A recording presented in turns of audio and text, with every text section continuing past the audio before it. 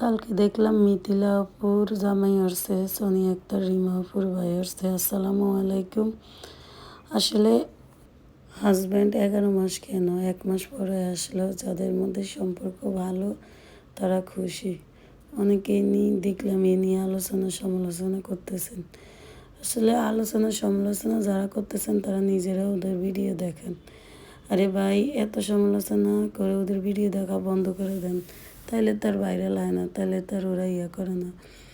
তো আপনারা যে ভিডিও দেখে ওদেরকে বলেন, এইভাবে বলে ওনারা যা গুনাহ করতেছে সব আপনাদের উপর চলে যাইতেছে। ওনাদের যে বদগুলা সব মাফ হয়ে নেকগুলা, আপনাদের নেকগুলা ওদের ওখানে চলে যাইতেছে।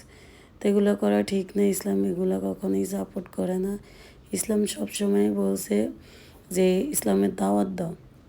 ওনাদেরকে আপনারা দাওয়াত করতে পারেন যে এভাবে ঠিক না, ক্যামেরার সামনে আসা আসলে এগুলা চোখে জিনা হয় বা কিছু। তো এইভাবে অপমান করলে ওদের দেখা যায় এগুলা গুনাহ মাফ হয়ে যাবে, আপনাদের এগুলা হবে। তো যাই হোক, একজন মুসলিম হয়ে কখনো এভাবে ক্যামেরার সামনে আসা উচিত না, এটা ঠিক আছে, কিন্তু আপনারা দাওয়াতের মাধ্যমে বলতে পারেন। আর ভিডিও দেখে তো ওনাদেরকে এগুলো বলেন। দেখেন না, না দেখলে তো এরকম মিলিয়ন ভিউজ হয় না, আর ওদেরও ভিডিও করে না। সো ওদেরকে ইসলামের দাওয়াত করেন। কারণ গীবতকারীকেও আল্লাহ দেখতে পারে না, সকলখড়িকারীকেও আল্লাহ দেখতে পারে না। আল্লাহ কখনো বলে না অন্যের খারাপ নিয়ে কথা বলতে, গীবত করতে। আপনি ইসলামের দাওয়াত করেন। তো আমি এটাই বলবো আপনাদেরকে, আপনারা সবাইকে দোয়া করেন, সাপোর্ট করেন, পাশে থাকেন, কিন্তু প্রতিহিংসা করে নয়, শ্রদ্ধা সম্মানের বিনিময়ে। তো ওনাদের পুরো পরিবেশ সাপোর্ট আছে বলেই তো উনি এরকমভাবে সুন্দর করে ভিডিও আপলোড করতে পারে। আসলে পুরো পরিবার এভাবে ক্যামেরাতে না আসলে, সাপোর্ট না করলে আসলে কেউ এভাবে ভাইরাল হতে পারে না, বুঝছেন? দেখেন আমরা আমাদের ফ্যামিলির কারোই সাপোর্ট পাই না, লুকিয়ে ভিডিও করি বা কখনো ফেস দেখানোর চিন্তাও করি না। তো আমরা কখনো ভাইরাল হব না, কারণ স্বাভাবিক। আমরা নিজের ফেস দেখাইতে পারি না, তারপরে আমরা পারিবারিক সাপোর্ট পাই না। তাই তো ওনাদের আত্মীয় স্বজন এগুলো তো সবই দেখেন, পিতা মাতা, একটা পর্দার দায়িত্ব, তার স্বামী, তার ভাই, তার বাবা। তো ওনারা দেখতেছে, ওনারা কিছু বলতেছে না। তো আপনি কেন ওনার পাপ মাথায় নিতেছেন? উনি যা পাপ করতেছে সব কিছুই তো আপনারাই নিয়ে নিতেছেন।